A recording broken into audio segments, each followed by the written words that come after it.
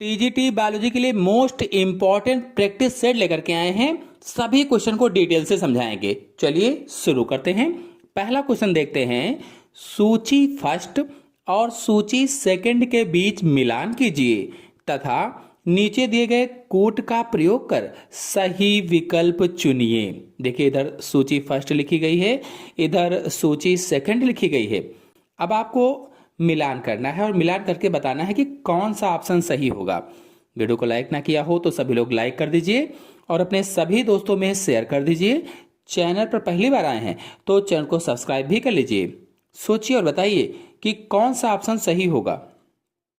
तो ऑप्शन सही होगा इसमें से सी में। अब कैसे? तो सही मिलान की व्याख्या आपको बताते हैं। देखिए, जो सिट्रिक एसिड है ये एस्परजिलस से मिलेगा।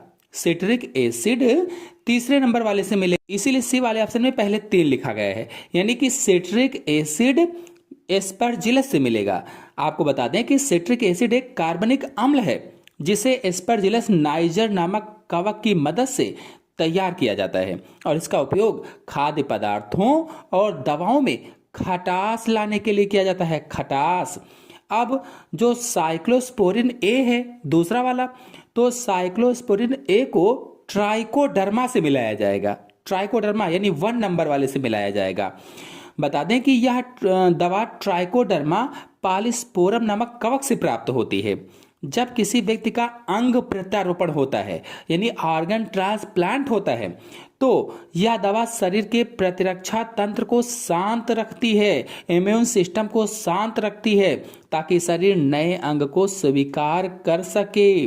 और इसमें से जो स्टैटिन है तो स्टैटिन को 4 नंबर से मिलाया जाएगा यानी मोनास्कस से मिलाया जाएगा, यानी कि स्टैटिन मोनास्कस परप्यूरियस नामक ईस्ट से प्राप्त होती है, ईस्ट से। और इसका मुख्य काम होता है कि रक्त में कोलेस्ट्रॉल के स्तर को कम रखना। अब जो ब्यूटारिक अम्ल बचा हुआ है तो जो ब्यूटारिक अम्ल है इसको 2 नंबर से मिलाया जाएगा यानी क्लास्ट्रीडियम से मिलाया जाएगा। ब्यूटारिक एसिड का उत्पादन क्लास्ट्रीडियम ब्यूटिलिकम नामक बैक्टीरिया के द्वारा किया जाता है, इसीलिए इसमें आंसर से होगा सी। फिर अगला क्वेश्चन है, निम्न में कौन सा विकल्प आग्नेयाशयी रसों के संयोजन के सर्वोचित रूप को दर्शाता है? आग्नेयाशयी रसों के सर्वोचित रूप को कौन सा दर्शाता है? वीडियो को लाइक ना किया हो तो सभी लोग लाइक कर दीजिए और अपने सभी दोस्तों में जल्दी से शेयर कर दीजिए ताकि ज्यादा से ज्यादा लोग जुड़ सकें। फिलहाल इसमें आंसर सही होगा डी, लाइपेज, एमाइलेज, ट्रिप्सिनोजन और प्रोकार्बोक्सी पेप्टिडेज। तो आपको बता दें कि आग्नेयाशयी रस यानी पैनक्रियाटिक जूस हमारे पाचन तंत्र का महत्वपूर्ण हिस्सा होता है।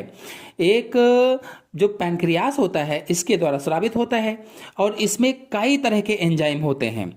आपको बताते चलें, जैसे एंजाइम में आपको बता दें ट्रिप्सिनोजन होता है जो प्रोटीन को पचाने वाला एक निष्क्रिय एंजाइम है और जिसे ट्रिप्सिन भी कहा जाता है। और प्रोकार्बोक्सी पेप्टिडेज भी होता है जो प्रोटीन पाचन में सहायक करने वाला एक एंजाइम माना जाता है। इस तरह से एमाइलेज होता है जो कार्बोहाइड्रेट को शर्करा में तोड़ने का काम करता है। लाइपेज होता है जो वसा को फैटी एसिड और ग्लिसरॉल में बदलने का काम करता है। तो इसीलिए इसमें ऑप्शन से होगा डी वाला। फिर नेक्स्ट क्वेश्चन पर आते हैं, सही कथन चुनिए। 4 बड़े बड़े से ऑप्शन दिए गए हैं, इनमें से कौन कौन से कथन सही हैं? उन सही कथन को चुनकर फिर सही ऑप्शन बताना है कि कौन सा सही होगा। सोचिए और बताइए कि कौन सा ऑप्शन सही हो सकता है। वीडियो को लाइक ना किया हो तो सभी लोग लाइक कर दीजिए, अपने सभी दोस्तों में शेयर कर दीजिए।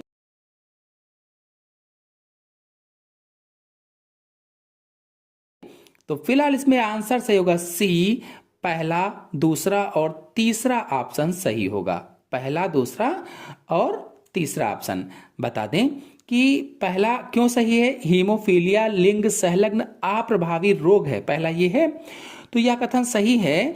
हीमोफीलिया का जीन एक्स क्रोमोसोम पर स्थित होता है, मैंने कक्षा 12 में पढ़ाया था। चूंकि यह अप्रभावी है, इसीलिए पुरुषों में केवल एक प्रभावित एक्स होने पर यह रोग हो जाता है, जबकि महिलाओं को रोगी होने के लिए दोनों एक्स क्रोमोसोम पर प्रभावित जीन की आवश्यकता होती है। और जो दूसरा वाला ऑप्शन है डाउन सिंड्रोम असुगुणिता के कारण, तो यह कथन भी सही है, क्योंकि असुगुणिता का अर्थ होता है गुणसूत्रों की संख्या में कमी या वृद्धि होना। तो डाउन सिंड्रोम में 21वें गुणसूत्र की एक अतिरिक्त प्रति आ जाती है, ट्राइसोमी हो जाती है, जिससे कुल गुणसूत्र की संख्या 46 के बजाय 47 हो जाते हैं। तो नेक्स्ट क्वेश्चन पर आते हैं। नेक्स्ट क्वेश्चन है निम्नलिखित अभिलक्षणों में से कौन से मनुष्य में रुधिर वर्गों की वंशागति को दर्शाते हैं? रुधिर वर्गों की वंशागति को कौन दर्शाते हैं? सोचिए और बताइए कि कौन सा ऑप्शन सही हो सकता है।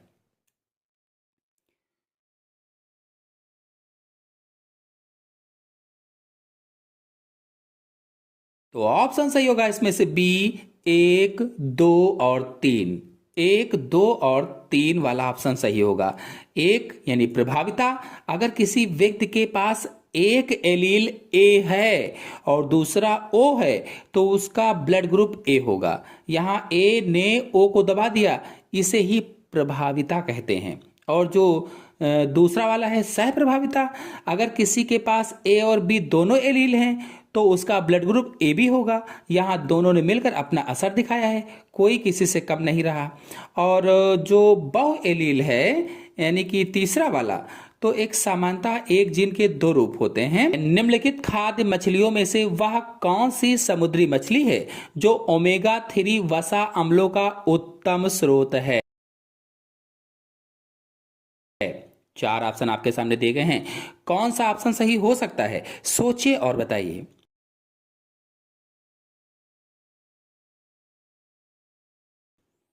तो ऑप्शन सही होगा इसमें से पहला मैकेरील। बता दें कि ओमेगा 3 फैटी एसिड हृदय स्वास्थ्य और मस्तिष्क के कार्य के लिए बहुत महत्वपूर्ण माना गया है। मैकेरील एक समुद्री मछली है जो ओमेगा 3 वसा अम्लों का एक समृद्ध स्रोत मानी गई है, तो इसलिए इसमें ऑप्शन पहला सही होगा। नेक्स्ट क्वेश्चन है अंतर स्पीसीज संकरण में किसके बीच समागम कराया जाता है? अंतरा स्पीसीज संकरण में किसके बीच समागम कराया जाता है? 4 बड़े बड़े से ऑप्शन दिए गए हैं, कौन सा ऑप्शन सही हो सकता है? सोचिए और बताइए।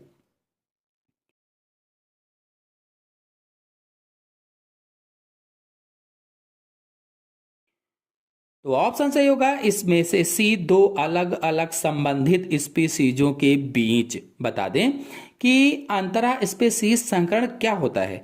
तो यह वह प्रक्रिया है जिसमें 2 अलग अलग लेकिन संबंधित प्रजातियों के नर और मादा के बीच समागम कराया जाता है। इसका सबसे प्रसिद्ध उदाहरण आपको बता दें खच्चर है। खच्चर जो नर गधे और मादा घोड़ी के संकरण से पैदा होता है। नेक्स्ट क्वेश्चन है निम्न में से कौन मृत कोशिकाओं का बना होता है? कौन मृत कोशिकाओं का बना होता है? 4 ऑप्शन आपके सामने दिए गए हैं, जाइलम हृदूतक, स्थूल कोण ऊतक, काग और पोषवा। कौन सा ऑप्शन सही होगा? सोचिए और बताइए।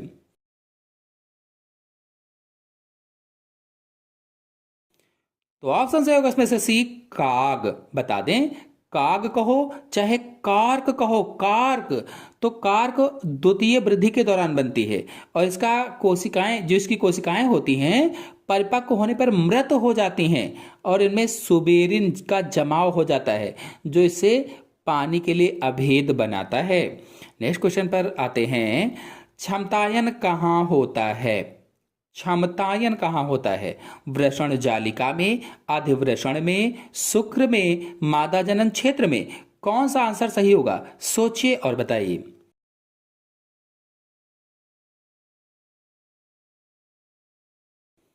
तो आंसर सही होगा इसमें से डी, मादा जनन क्षेत्र में। बता दें क्षमतायन यानी कैपेसिटेशन होता है, यानी शुक्राणुओं के डिसेचन से ठीक पहले की अंतिम परिपक्वता प्रक्रिया होती है या मैच्योरेशन स्टेज होती है।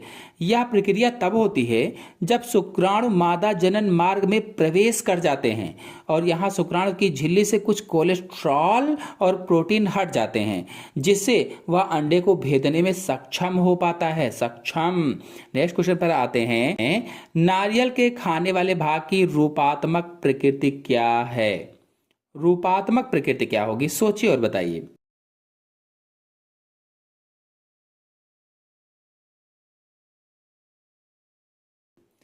तो ऑप्शन से होगा इसमें से सी, भ्रूणपोष होती है। भ्रूणपोष एक पानी की तरह से भ्रूणपोष इसमें पाया जाता है, यानी नारियल में जो सफेद भाग खाते हैं, जो पानी पीते हैं, वह रूपात्मक रूप से भ्रूणपोष होता है। नारियल का पानी मुक्त केंद्रकीय भ्रूणपोष होता है, कह लीजिए मुक्त केंद्रकीय भ्रूणपोष। और जो सफेद गूदा होता है जिसे गिरी कहते हो, वो कोशिकीय भ्रूणपोष होता है।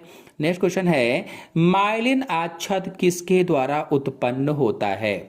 माइलिन आच्छाद किसके द्वारा उत्पन्न होगा? सोचिए और बताइए कि कौन सा ऑप्शन सही होगा।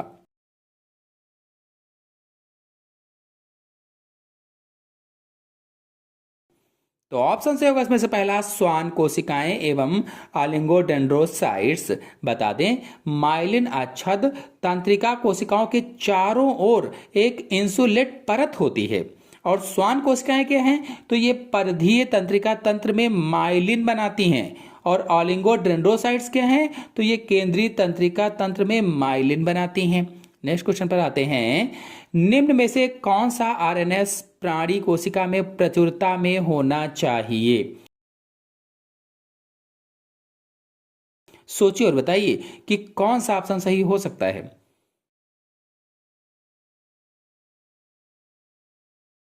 तो ऑप्शन से होगा इसमें से पहला, आरएनए, यानी 80% जीवों में ये पाया जाता है। कहने का मतलब यह है कि जो जंतु कोशिका होती है, प्राणी कोशिका होती है, प्राणी कोशिका में पाए जाने वाले कुल आरएनए का 80% हिस्सा आरएनए होता है। और यह राइबोसोम का मुख्य घटक होता है, जो कोशिका में प्रोटीन बनाने का कारखाना कहलाता है या प्रोटीन की फैक्ट्री कहलाती है। नेक्स्ट क्वेश्चन है, विशालतम ब्रायोफाइटा है। विशालतम ब्रायोफाइटा कौन सा होगा? सोचिए और बताइए कि कौन सा ऑप्शन सही हो सकता है।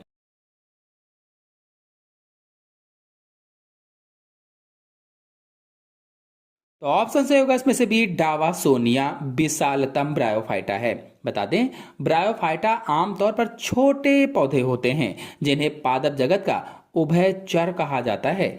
इनमें डावासोनिया दुनिया का सबसे विशाल मॉस है। इसकी ऊंचाई 40 से 60 सेंटीमीटर तक हो सकती है। नेक्स्ट क्वेश्चन है, निम्नलिखित में से कौन लाइसोसोम में बहुतायत से होता है? लाइसोसोम में बहुतायत से कौन होता है? सोचिए और बताइए कि कौन सा ऑप्शन सही हो सकता है। तो ऑप्शन सही होगा इसमें से बी, एसिड फास्फेट। बता दें कि लाइसोसोम को आत्मघाती थैली कहा जाता है, सुसाइडल बैग कहा जाता है। क्यों कहा जाता है पूछा जाए तो इसमें पाचक एंजाइम होते हैं, पाचक एंजाइम। और इसमें लगभग 50 हाइड्रोलिटिक एंजाइम पाए जाते हैं, जिसमें एसिड फास्फेट सबसे प्रमुख होता है। और ये एंजाइम अम्लीय माध्यम में सबसे अच्छा काम करता है। नेक्स्ट क्वेश्चन है, साइनोफेज विषाणु है जो संक्रमित करता है। किसको संक्रमित करेगा? सोचिए और बताइए कि कौन सा ऑप्शन सही हो सकता है।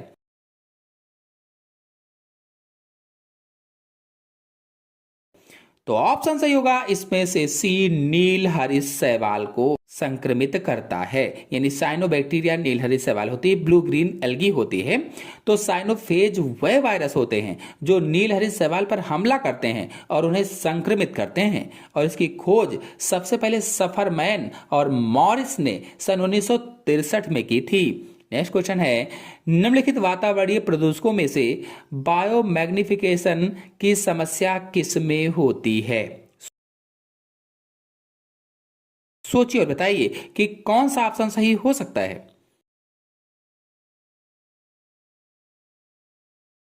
तो ऑप्शन सही होगा इसमें से बी, एच जी फफूंदी नाशक। बता दें, एच जी मरकरी फफूंदी नाशक होता है। यानी बायोमैग्निफिकेशन का मतलब है खाद्य श्रृंखला में हानिकारक रसायनों की सांद्रता का बढ़ना। और पारा और डीडीटी जैसे भारी तत्व जीवों के शरीर से बाहर निकल पाते हैं और एक स्तर से दूसरे स्तर में जाते समय बढ़ते जाते हैं, जो अंततः जहरीले साबित होते हैं। नेक्स्ट क्वेश्चन है, टीएमबी की आनुवांशिक सामग्री होती है। टीएमबी यानी टोबैको मोजैक वायरस में जो जेनेटिक मटेरियल होता है वो आरएनए होता है कि डीएनए, ये बताना है।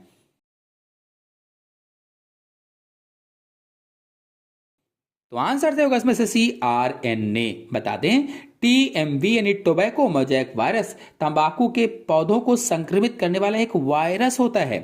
इसका आनुवांशिक पदार्थ एकल रज्जुक आरएनए होता है या सिंगल स्टैंडर्ड आरएनए होता है, जो प्रोटीन के एक आवरण से घिरा होता है या कैप्सिड से घिरा होता है। नेक्स्ट क्वेश्चन है, इनमें से कौन से शैवाल में द्विगुणित यौवनांग होते हैं? किसमें द्विगुणित यौवनांग होते हैं? सोचिए और बताइए।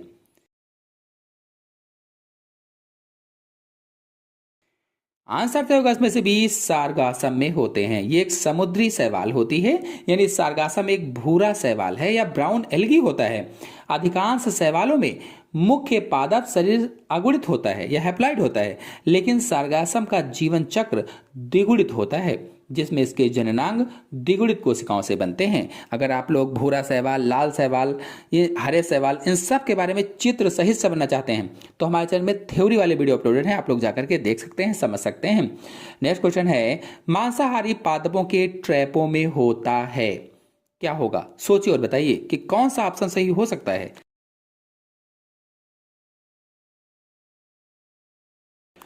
तो ऑप्शन से होगा इसमें से बी, पाचक एंजाइम होता है। बता दें, कीट भक्षी या मांसाहारी पौधे ऐसी मिट्टी में उगते हैं जहां नाइट्रोजन की कमी होती है। कीड़ों को पकड़ने के बाद उनके ट्रैप से पाचक एंजाइम निकलते हैं, जो कीड़ों के प्रोटीन को तोड़कर नाइट्रोजन सोख लेते हैं। अगर आप लोग कीट भक्षी पौधों के बारे में जानना चाहते हैं, चाहे वो पिक्चर हो, घड़ा प्लांट हो, वीनस फ्लाई ट्रैप हो, सभी कीट भक्षी पौधों के बारे में मैंने चित्र सहित समझाया हुआ है, आप लोग जाकर के थ्योरी सहित पूरा चित्र सहित समझ सकते हैं। नेक्स्ट क्वेश्चन है, नीलहरित शैवाल किस पौधे में नहीं पाई जाती है? नीलहरित शैवाल किस पौधे में नहीं पाई जाती है? सोचिए और बताइए कि कौन सा ऑप्शन सही हो सकता है।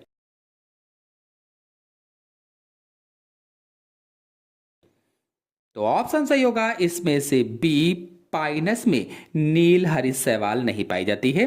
बता दें, नील हरित शैवाल कई पौधों के साथ सहजीवी संबंध बनाते हैं, सिम्बायोसिस करते हैं। साइकस इसकी कोरलॉइड जड़ों में होता है। अजोला यह एक जली फर्न है जिसकी पत्तियों में एनाबीना होता है।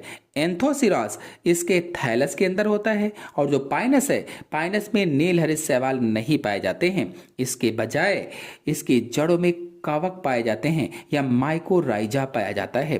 नेक्स्ट क्वेश्चन है, निम्न में से कौन सा मानवीय क्रियाकलाप पारितंत्र को न्यूनतम हानि पहुंचाता है? कौन सा आंसर सही होगा? सोचिए और बताइए।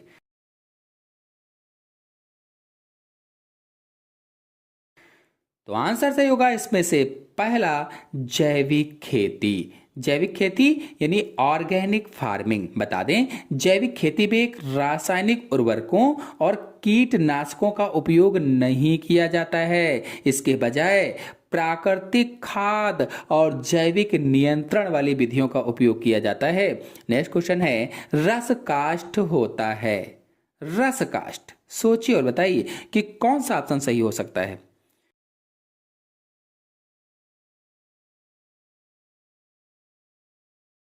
तो ऑप्शन सही होगा इसमें से बी, द्वितीयक जाइलम का बाहरी भाग रस काष्ठ कहलाता है। नेक्स्ट क्वेश्चन है, कौन सा पौधा जंगल की आग के नाम से जाना जाता है? जंगल की आग के नाम से, सोचिए और बताइए कि कौन सा ऑप्शन सही होगा।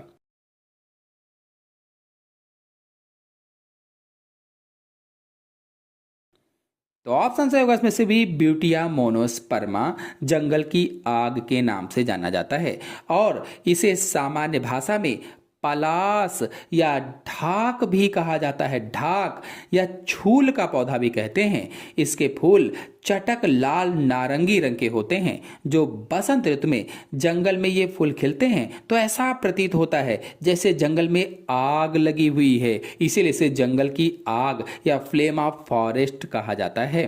नेक्स्ट क्वेश्चन है, जीवों का 5 किंगडम में वर्गीकरण किसने सुझाया था? कौन सा आंसर सही होगा, सोचिए और बताइए।